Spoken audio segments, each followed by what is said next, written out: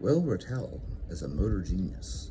I didn't ask for his permission to mention him in this video or talk about him, but I just felt compelled to because he posts these complexes on his Instagram. If you're not following him on Instagram, you should follow him.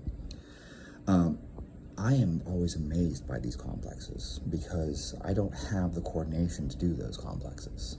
Okay, so my version of a complex, okay, is I'll do like a snatch pull followed by a snatch. I'll do a hang snatch followed by a snatch. That's my complex.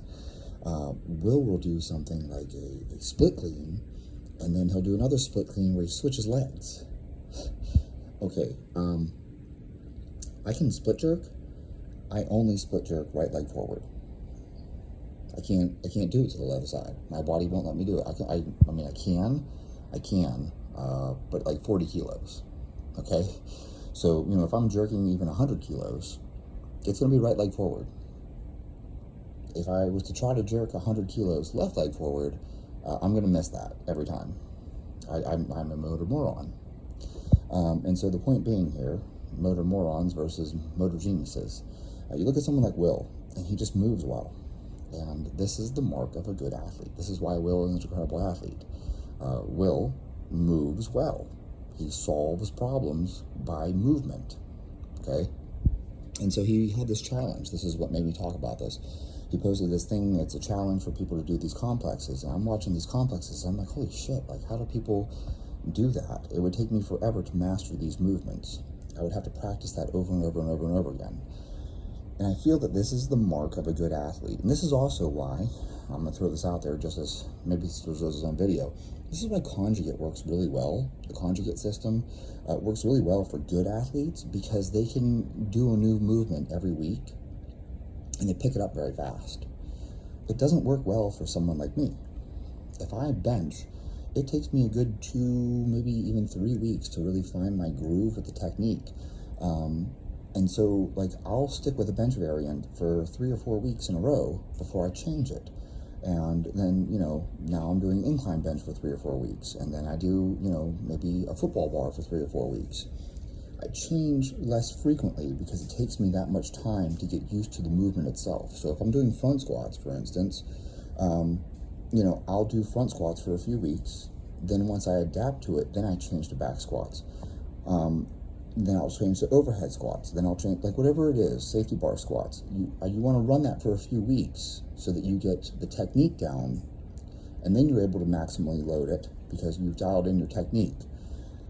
If I safety bar squat, and then I safety bar squat the next week, did I actually get stronger, or did I just finally start figuring out the technique so that I'm actually applying the strength that I already had? But if you're a very good mover, someone like Will, you could change the movement every single day because you are so good at moving, just the motor patterns and the athleticism of movement, that you can change the movement every single day and you are able to still apply maximal force even though it's a completely different movement because you're not relearning a new movement or relearning a movement that you learned in the past. And I think that that's a really critical thing. And so, like, I don't want to say I'm a total motor moron because, I played hockey, I can skate pretty damn well. But when it comes to a barbell, okay, that's not my forte. The gym has never been my forte. I have never been the strongest guy in the gym on any team that I've ever been on. I've always been the fastest player on the ice. That's where my strength is. I'm always the fastest player on every team I've ever played for. But I've never been the strongest guy in the gym. There's always been somebody who is a freak in the gym. And that's not me. Okay?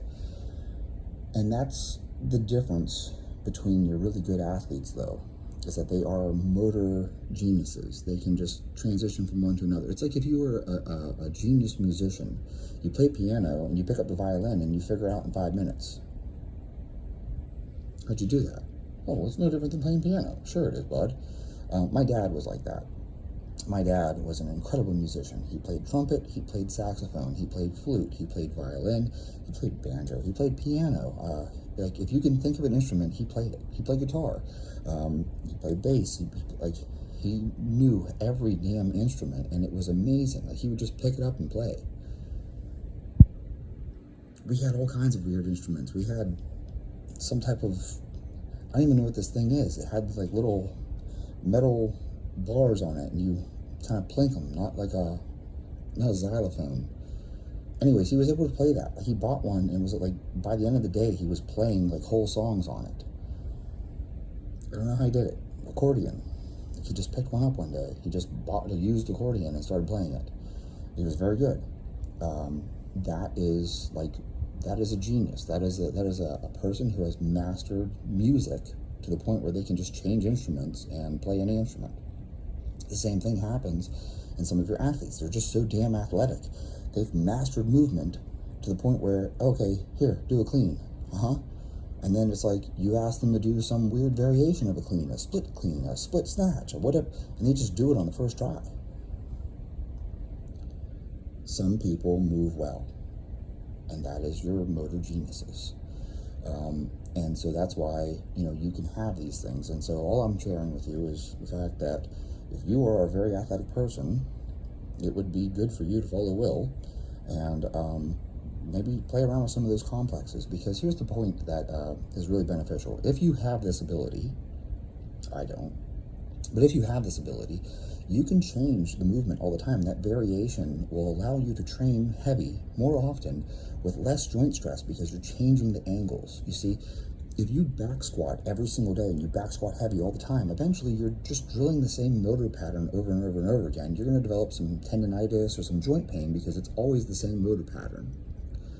But if you're really athletic and you can keep changing the movement, we're going to box squat this week, and next week we're going to back squat, and then we're going to front squat, and then we're going to do camber bar squats, and then you just keep changing the movement, you're always putting different stress on different tissues. So now you're still training the muscles maximally, you're still stimulating your nervous system maximally, but you're minimizing the joint stress because you're constantly changing the movement. And I think that that's a huge component that is massively underrated.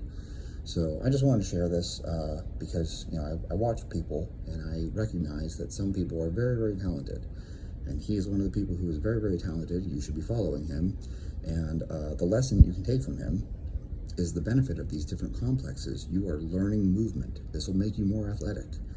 Learn to solve problems, right? Motor problems, movement problems. This will make you a better athlete.